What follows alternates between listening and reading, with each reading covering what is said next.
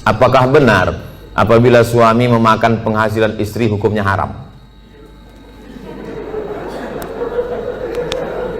Bapak punya gaji, ibu punya gaji. Ibu punya gaji, bapak punya gaji. Sama-sama punya gaji. Bedanya apa? Dalam gaji bapak ada hak ibu, namanya nafkah. Dalam gaji ibu tak ada hak bapak. Setuju? Kuat mereka. Dalam gaji bapak sama-sama bergaji 5 juta. Bapak 5 juta, ibu 5 juta. Dalam gaji bapak itu ada hak ibu, 5 hak ibu. Pertama makan, kedua pakaian, ketiga tempat tinggal, keempat pendidikan, 5 perhatian. Hak ibu, kewajiban bapak. Tapi ibu bisa bekerja karena izin bapak. Izinnya pun bukan karena keterpaksaan. Bang, aku kerja ya, kalau tidak awas bang. Tidak bisa juga. Oleh sebab itu ibu punya gaji, ibu punya warisan, ibu punya pendapatan, ibu punya kos-kosan, ibu punya mobil, ibu punya sudaku, ibu punya kocan, ibu punya angkot, ibu punya motor. Itu milik ibu. Kalau ibu meninggal 50% untuk bapak. Kalau ada anak 25%. Artinya ibu punya harta. Lalu kemudian ketika ibu mau bersedekah, ibu tidak minta izin ke bapak. Sebetulnya ibu tak perlu minta izin karena itu punya ibu. Tapi ibu sebagai orang yang beretika, bermoral, berakhlakul karimah, ibu ngomong, kulo nuwun, kata orang Jawa, bang, aku mau menyantuni anak yatim di sana. Jadi duit gajiku ini ku pakai. Bapak tinggal ngangguk aja. Gitu. Dan ibu tak boleh bertandang tenteng. Kau mau kemana? Aku mau menyantuni anak yatim di sana. So kau tanya, ini kan gaji aku. Nah, pertanyaannya, apakah haram bapak memakan hasil gaji ibu itu? Harta bapak berpindah kepada saya sebab apa? Jual beli. Sebab apa? Pinjam meminjam. Sebab apa? Sodakoh. Sebab apa? Infak. Sebab apa? Wakaf. Bisa duit ibu itu berpindah ke bapak, apa sebabnya? Akadnya itu apa? Nah, sodakoh. Sodakoh dia. Udah nggak? Selesai itu dah. Bang, ini gajiku bang, ini duitku bang. Tapi karena aku tengok abang susah kali, ini ku kasih abang sedekah. Biar jangan apa kali ya bang, ini ambil.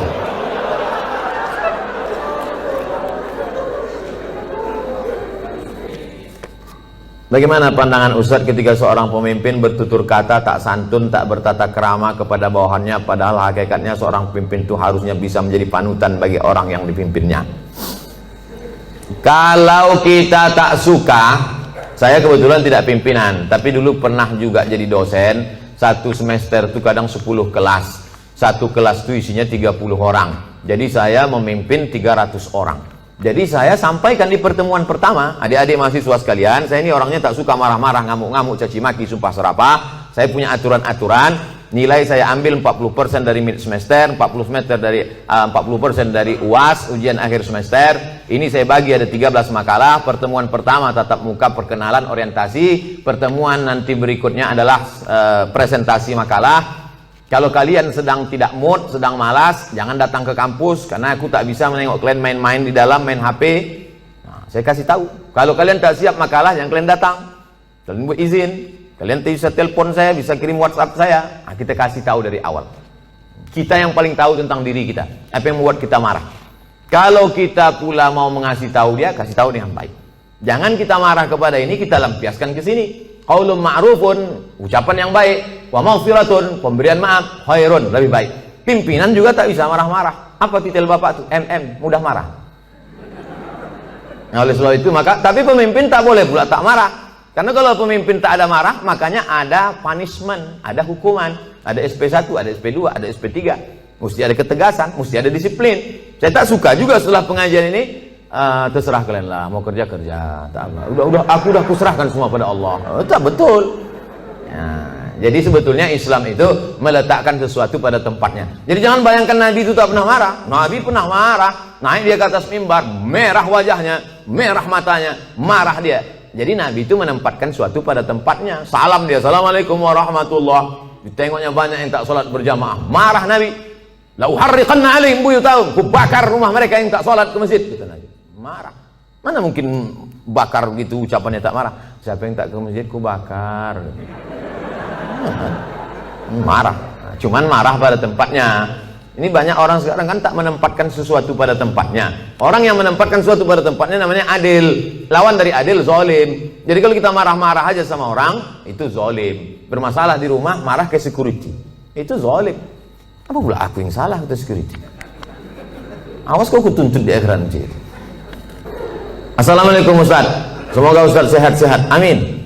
Mau tanya Ustaz, apa hukumnya orang tua yang tidak mengakikahkan anaknya? Apakah masih bisa apa hukumnya orang tua tak mengakikahkan anaknya? Kullu mauludin, setiap anak yang lahir rohinatun, tergadai. Jadi kalau mobil kita tergadai, STNK BPKB kita gadaikan, setelah ada duit kita tebus. Maka anak kita ini tergadai. Bagaimana cara menebusnya? Tulbahu anhu yawma sabi'ihi, sembelihkan kambing hari ke-7. Yuhlaku, cukurkan rambutnya. Wa yusama, kasih nama yang baik-baik. Siapa nama anak kau? Alan Nuari. Kenapa itu kau kasih? Lahir di jalan bulan Januari.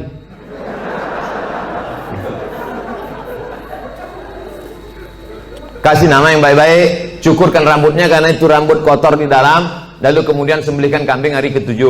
Tak ada duit hari ke-7, hari ke-14. Tak ada duit hari ke-14, hari ke-21. Lewat 21 tak usah tengok tanggal lagi. Setahun, 2 tahun, 3 tahun, 5 tahun, taman SD, taman SMP, taman SMA. Tapi kalau dia udah semester 2, hanya potong kambing aja, tak usah potong rambut lagi. Tak pula diayun pakai marhaban.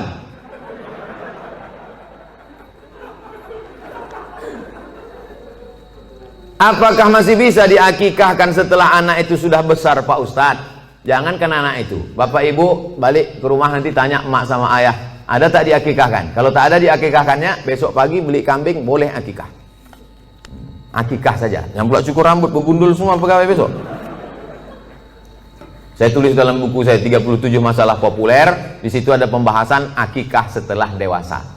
Tapi yang hamil sekarang punya anak, nanti hari ke-7 potongkan. Bagus. Bolehkah zakat harta dan sedekah diberikan kepada adik kandung yang beda ibu, status adik saya? Tidak boleh memberikan zakat kepada orang yang wajib dinafkahi. Bapak, Mama, ini 5 juta zakat abang sekaligus belanja kita bulan ini. Bapak wajib menafkahi ibu, maka bapak tak boleh berzakat kepada ibu, tapi ibu boleh berzakat ke bapak. Itu bedanya. Ibu boleh berzakat. Bang, ku tengok abang udah agak-agak fakir miskin nih bang. Nah, jadi bang itu zakat. Tengok susah kali kau bang. Nah, ini pakai lain. Ini gaji ku bulan ini. Ibu bergaji sebulan 10 juta. 1 juta 25.000, 2,5%. Jadi kalau 10 juta 250.000. Nah, ini zakatku bang 250, yang 750 ini sedekah. Adapun infak nanti ku tengok prestasi abang.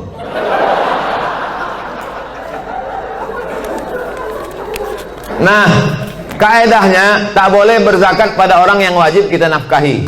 Tak boleh berzakat kepada anak, karena anak itu wajib kita nafkahi. Nah, sekarang adik, apakah adik itu wajib kita nafkahi? Tidak.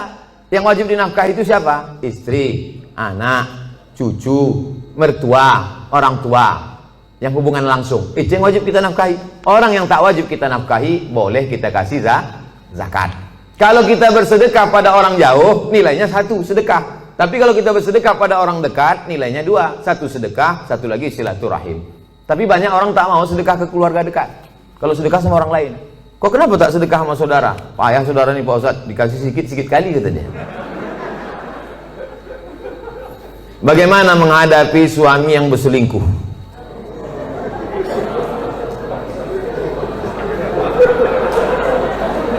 Udahlah dikasih zakat, berselingkuh pula. Ilaha illallah. Parah kali orang Medannya.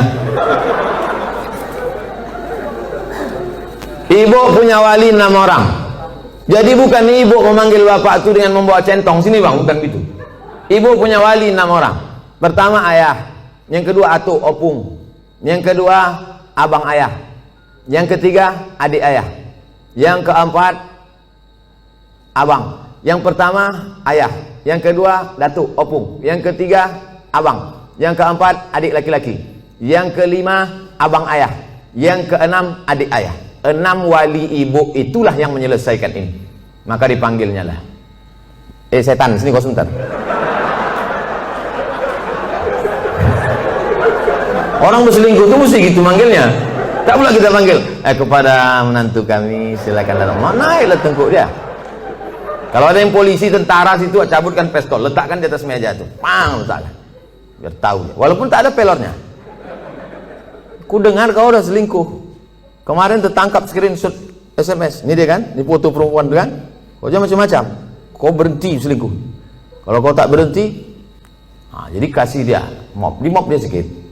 Habis itu berhenti. Iya pak, aku stop nih. Ada berhenti dia. Tinggal lagi ibu. Mau ibu menerima barang second nih? Kalau ibu, kata ibu, Pak Ustadz, aku ikhlas menerima dia Pak Ustadz. Tak bisa aku berpindah ke lain hati Pak Ustadz. Terimalah dia. Tapi jangan sampai mulut ibu berkata bisa, tapi hati ibu tidak. Itu bahaya. Lain di mulut, lain di hati. Ada lagunya itu. Kalau ibu berkata bisa, katakanlah bisa. Tapi kalau katakan tidak, katakan tidak. Karena banyak perempuan berkata mulutnya bisa, tapi begitu jalan bersama terbayang dia selingkuhan siapa sih. Itu menjadi masalah. Hidup ini singkat bu, hidup ini singkat. Jangan sampai gara-gara ini terpengaruh kepada sholat ibu, ibadah ibu, kerja ibu. Oleh sebab itu pikirkan baik-baik. Kalau bisa, bisa. Ambil waktu agak seminggu, 2 minggu, 3 kali Jumat. Aku berpikir dulu. Gimana? Selesai. Apa pendapat pandangan Ustadz terhadap pandemik COVID-19 yang sekarang terjadi dan bagaimana menyikapinya? Itulah yang kuceramahkan sejam tadi.